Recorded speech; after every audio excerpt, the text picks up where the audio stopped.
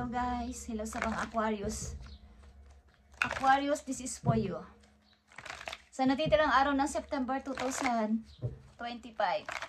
Aquarius, mahalagang message po you ito. Tingnan natin ang message po you. At ngayon ay September 26 guys, but ang reading na to ay sa natitirang araw ng September. At tingnan ninyo, pakinggan ninyo kung gusto nyo. Okay? Aquarius, this is for you. Review and contemplation. Ito ay number 20 and 22 is balance guys. Something na ilan sa inyo ay nag-iisip-isip, nagre-review ng mga nagawa. Ito man ay namali ka o nagtagumpay ka. You've accomplished a great deal in your life and you have much to be proud of now. Now it's time to decide what's next. Are you contemplate the past and the present? You'll get clear on your divine life purpose. Don't be distracted by conventional thinking.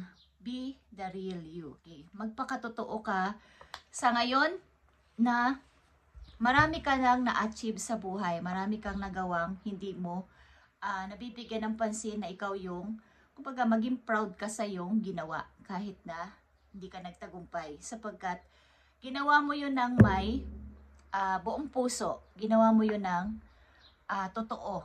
So magpakatotoo ka sa ngayon na ikaw ay kahit na maraming pagsubok, maraming hindi natupad sa iyong mga pangarap is yun ay ginawa mo ng buong puso at pinaghirapan mo. So maaaring nire-review mo ang lahat-lahat galing sa past at ngayon ay sa present. Kung ano ba yung mga nagawa ko at hindi. So tingnan natin to Aquarius.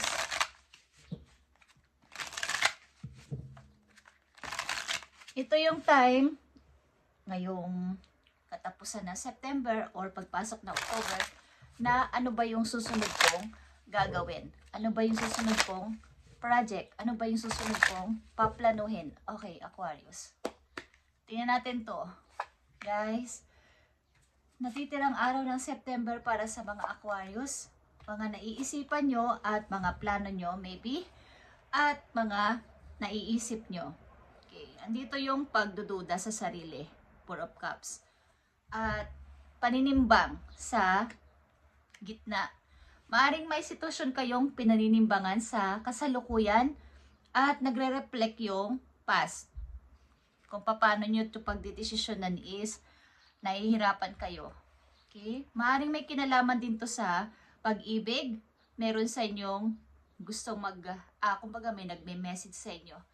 Okay. Ito man ay literal or sa internet. Okay guys. Unang message po you is Ten of Swords. Ilan sa inyo ay can't move. Can't move. Katulad nito. Nagre-review and nahihirapan sa kasalukuyan. Hindi makapag-decide, hindi rin makapagplano.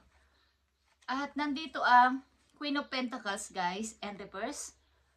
Maaaring yung pangarap ninyo na magkaroon ng freedom sa money, maging angat sa buhay is maaaring hindi nyo magawa-gawa pa or hindi pa. Baga, yun ang gusto nyong mangyari pero ang hirap sa ngayon sapagkat hindi ako makapag-desisyon, hindi ako makapag-plano. Three of Wands is here. Meron kayong hinihintay from a distance. Maybe Aquarius. At andito ang Justice. Katulad dito ng Balance. Andito yung pagde-decide. Guys, kung ano ba yung next step ko. Baka meron akong masaktan o baka merong magalit sa akin. Merong pagdududa o paninimbang sa gitna. Okay, tingnan natin ito kung ano tong sitwasyon na to sa kasalukuyan ng mga Aquarius na bibigyan ng message today. Para to sa Aquarius. Okay guys, I need 4 messages dito na mahalaga for you sa kasalukuyan. Aquarius.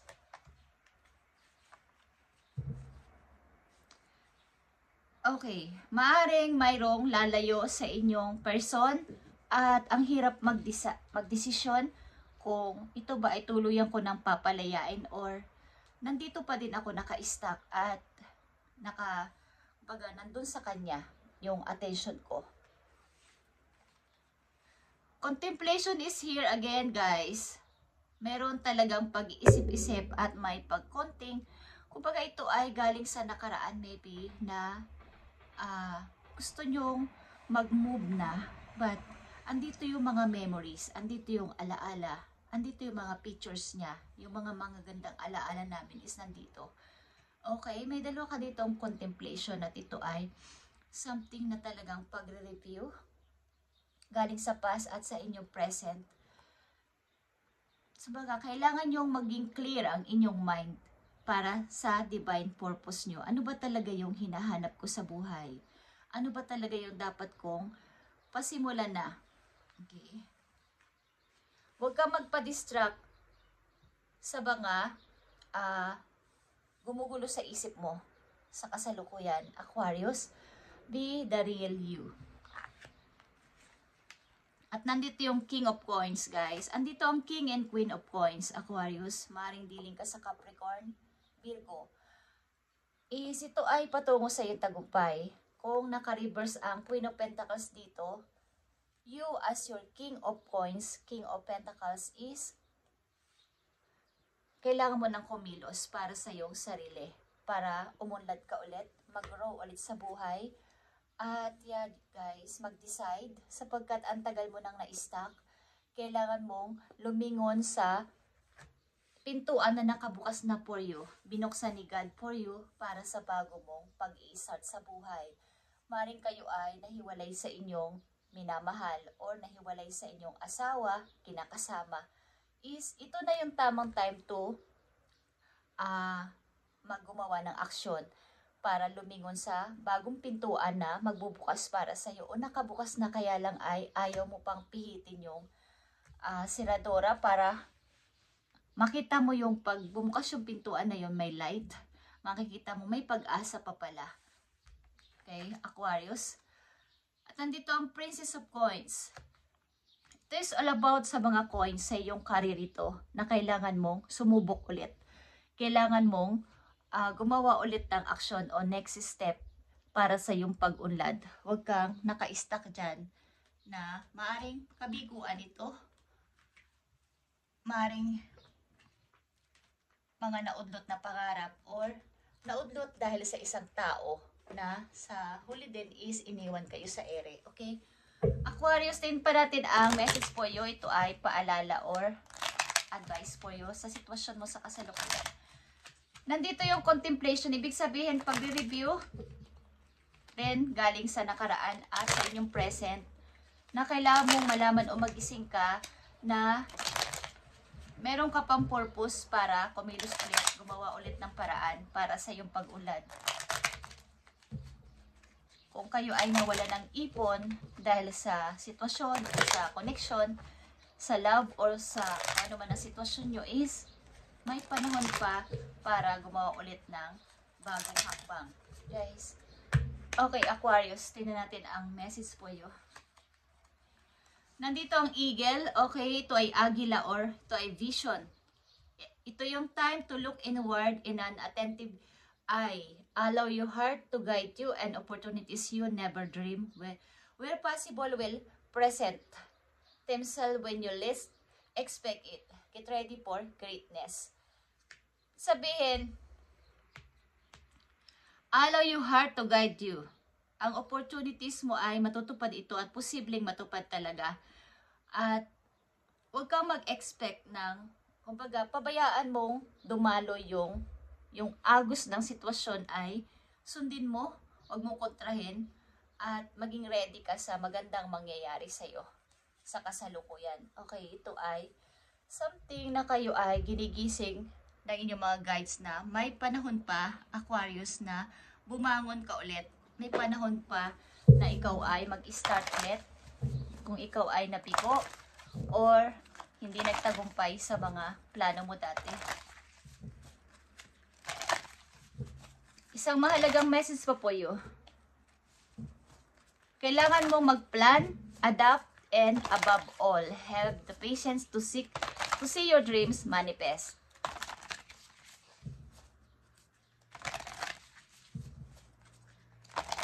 Maring nananahimik kayo sa kasalukuyan at punong-puno ng pasensya sa sitwasyon ninyo. Okay, Aquarius? Kailangan mo malaman ano ba talaga yung gusto ko. Ano ba talaga yung want ko. Para malaman, maintindihan nyo kung saan kayo magsisimula. May mga nagpapayo din sa inyo na ito na yung time, Aquarius, to move, to decide. At napakatagal mo nang naka-stuck dyan sa sitwasyon mo, kailangan mo magsimula ulit para malaman mo na ikaw ay may halaga. Okay, Aquarius, ito ang mahalagang message pa for you. Okay, bas pistas ito at expand your horizon. Like I said, expand your horizon. Hindi sa maskip na 4 na sulok ng bahay, sa lugar na hindi ka na okay, is dapat mong i-expand ang iyong baga. Maaring ilan sa inyo nakakaisip na umalis or mag-travel is sundin ninyo ang binubulong ng inyong puso, guys. At ito ay first light. Kumbaga ito ay beginning a new cycle for you, Aquarius. At maaring ito ay mas magandang gawin ngayong autumn season. Nakita nyo ang dahon dito, autumn season ito. Okay, ito ay first light para sa'yo. Meron din dito mga itlog ng ibon.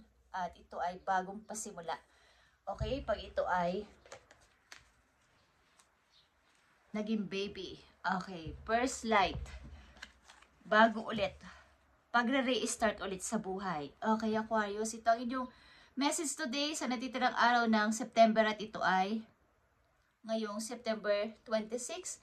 But ito ay para sa inyo ngayon sa natitirang araw ng September 2025. Okay guys, thank you and God bless, Aquarius. At nagmumuni-muni ka, ilan sa inyo, kung ano yung susunod kong gagawin, mga susunod kong plano, at ano ba talaga ang gusto ko.